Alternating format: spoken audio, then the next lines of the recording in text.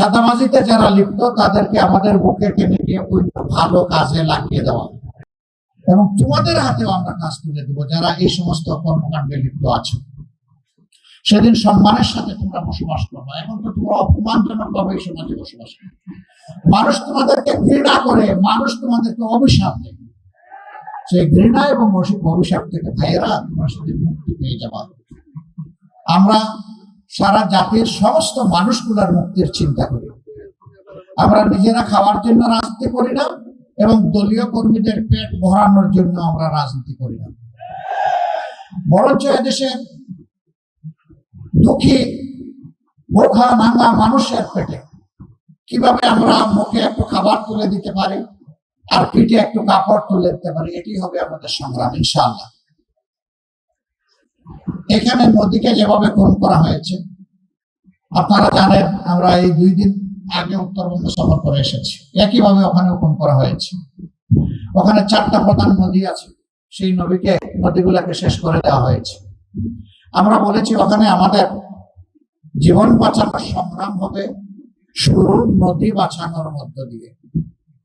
আমরা এখানেও কথা দিচ্ছি, আমরা ইনশাআল্লাহ নদী বাঁচানোর মধ্য দিয়ে এই অঞ্চলের সংগ্রাম আমরা শুরু করবো ইনশাআল্লাহ।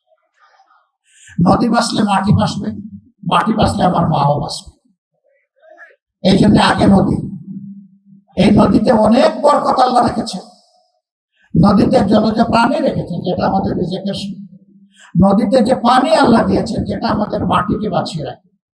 নদীর নাব্যতা যখন থাকবে তখন আমাদের যোগাযোগ ব্যবস্থা সহজ হবে এবং সুলভ হবে।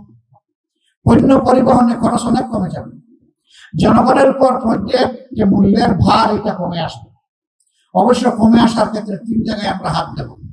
যোগাযোগ উন্নত করে, 2 নম্বর হচ্ছে সিন্ডিকেট ভেঙে একদম চুরমার করে দেব, আর 3টা হচ্ছে চাঁদাবাজিতে যারা লিপ্ত তাদেরকে আমাদের বুকে টেনে নিয়ে ওই ভালো কাজে লাগিয়ে দেওয়া।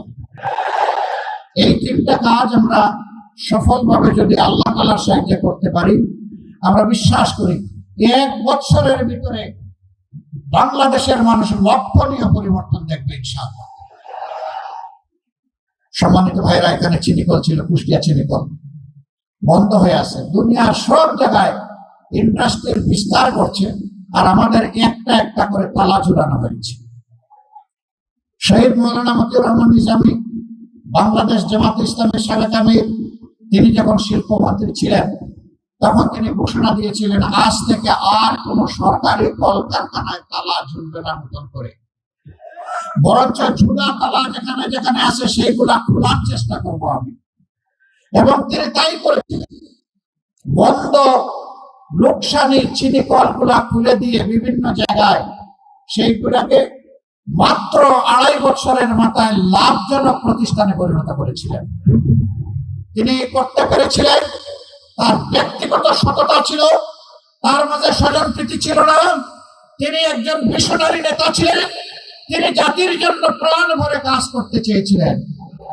এই জন্য তার পক্ষে এটা সম্ভব হয়েছে।